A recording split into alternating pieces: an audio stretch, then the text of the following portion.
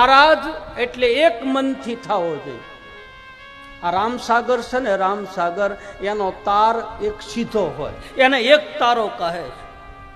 એના ઉપર બે ગમા આવે, એને મેળવવાના આવા ઉપર તારને મેળવવાનો ગમા કે ગમા. ગમા એટલે ગમ, અને એનું તુંબડું છે એ મહાસાગર છે. એટલે સંતો અને મહાપુરુષો રામસાગરને પોતાની પાસે રાખી અને એના રણકારે ગમા સુધી પગવાનું. ક્યાં જે બે દ્વાર છે ને પોતાની કુંડલીની શક્તિ જાગૃત કરીને મુખ્ય દ્વાર સુધી 10મા મોલે પોગે.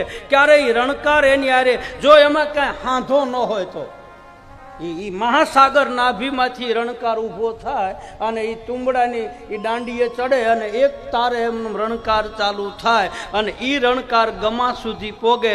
જો ગમ હોય તો ગતમાં ભળે, નહીતર પાછો સંસારમાં પડે. એટલે સંતો મહાપુરુષો કા એક તાર થા, એક તાર એક મન. અલખના અંજવાળે બેઠા પછી નથી જતી રહેતા, નથી સતી, નહીં પુરુષ નહીં નારી, નહીં બ્રહ્મ નહીં માયા. અને એ બે હોય ત્યાં સુધી એક થાય નહીં. બેને ભેગા મળી અને એક બનવાનું. એક બનીને અલખનો આરાધ કરે તો એના આરાધે ધણી મારો ઠાકર પાટે આવે આવે આવે 17 વખત આવે.